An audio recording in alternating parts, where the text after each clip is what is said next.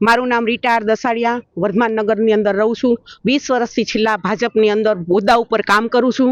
હું જૈન સોસાયટીની અંદર રહું છું. મારા સાધુ સંતો, મારા અહીંયા રહેતા દરેક પરિવારો એટલા બધા હેરાન પરેશાન છે ને કે જેની કોઈ સીમા નથી. દરેકના ઘરમાં પાણી, સંડાસ બાથરૂમમાં પાણી, અને પાણીના ટાંકા ડૂબી જાય એટલે એમાં ગટર ભરાઈ જાય છે. તો માણસ જીવે કઈ રીતના? અને ખરેખર જો નગરપાલિકામાંથી મહાનગરપાલિકા બનતી હોય તો નગરપાલિકાના જ કામ નથી થતા, તો મહાનગરપાલિકા શું કામ કરશે? મહાનગરપાલિકા બને એ પહેલા નગરપાલિકા સુધારો, અને પહેલા પબ્લિકના કામ સામું જોવો, પબ્લિકની પોઝિશન જોવો, પબ્લિકની પરિસ્થિતિ જોવો. જો ઉચ્ચ જ્ઞાતિની વ્યક્તિઓ જો આટલી હેરાન થતી હોય, જૈન સોસાયટી જો ગટરમાં ડૂબેલી રહેતી હોય તો શું આશા રાખવાની?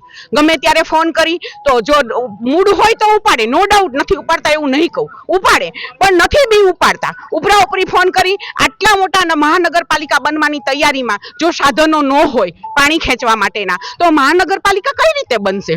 જો પબ્લિક આ જે કઈ પાણી ભરાણું છે ગટરનું, એની અંદર જો પબ્લિકને ડાયેરિયા થાય, ડેન્ગ્યુ થાય, મચ્છર ઉત્પાદનના કઈ અનેક રોગો થાય, મેલેરિયા થાય, તો એની જવાબદારી કોણ લેશે? આ બે કલેક્ટર નિમાણા ઈ લેશે? જે આ 2 કલેક્ટર નિમાણા ઈ લેશે કે કોણ લેશે? ખુરશી માથે બેઠેલા હોદ્દેદારો લેશે? કોઈ કાંઈ જવાબ દેતું નથી. વોર્ડ નંબર 3 નો આ વિસ્તાર છે વર્ધમાન નગર. અહીંયા ઉપાશ્રય છે અને જૈનોના 100 મકાનો છે, અને જૈન જ્ઞાતિના મોટાભાગના લોકો રહે છે. અહીંયા જે આ નરકાકાર જેવી જે પરિસ્થિતિનું નિર્માણ થયું છે અને મહિલાઓનો જે આક્રોશ છે તે તમે જોઈ રહ્યા છો. એનું મુખ્ય કારણ એ છે કે ગટરના ગંદા પાણી ઘરોમાં ભરાઈ ગયા છે.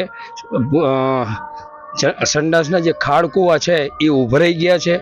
મહિલાઓને પારાવાર મુશ્કેલી છે, અને આ એક મેનેજમેન્ટનો જે અભાવ દેખાઈ રહ્યો છે. જેમ કે આટલા પાણી આ છેલ્લા 5 દિવસથી એક ધારા આવી રીતે રહેતા હોય તો મહાનગરપાલિકાના મેનેજમેન્ટનો આમાં અભાવ દેખાઈ રહ્યો છે.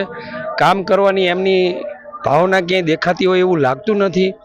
જો આવા સવર્ણ જ્ઞાતિના લોકોને જ આ પરિસ્થિતિનો સામનો થઈ રહ્યો હોય તો આમ જનતા જે છેવાડાના વિસ્તારો, અતિ પછાત વિસ્તારો છે, તે આના કરતાં બદતર હાલત હશે એવું અમારું માનવું છે. હું સુરનગર દુધર નગરપાલિકાનો પૂર્વ કાઉન્સિલર છું. 18-19માં હું અહીંયા હતો, 2.5 વર્ષ રહ્યો હતો. 2.5 વર્ષની અંદર મેં રોડ રસ્તા બનાવ્યા, અને એ વખતે જ્યારે વરસાદી પાણીની લાઈન જ્યારે દુધરેજથી લક્ષ્મીપુરા વર્ધમાનનગર સુધી લાવ્યો ત્યારે મેં એમને કીધું હતું કે વરસાદી પાણીની એક લાઈન અહીંયા અપાસા વટી પહોંચાડી દો. તો એ વખતે એ લોકોએ એવું કીધું હતું કે ના, એની અમારે આ વર્ધમાનની અંદર લાવવાની કોઈ ગ્રાન્ટ નથી, અમારે તો મેઇન રોડ ઉપર લેવાનું છે. પછી અમે જ્યારે હતા ત્યારે અમે ફાઇટરિયા મશીન મૂકી, અને હું જ્યારે હું હતો ત્યારે હું ખેંચાવતો હતો. બાકી અત્યારે કોઈ ફાઇટરિયું નથી આવતું કે કોઈ મશીને નથી આવતું. અને આ પરિસ્થિતિ બહુ ખરાબ છે, અને ભાજપની સરકારમાં જો આવું હોય, આ ભાજપના જ વોટરો હતા.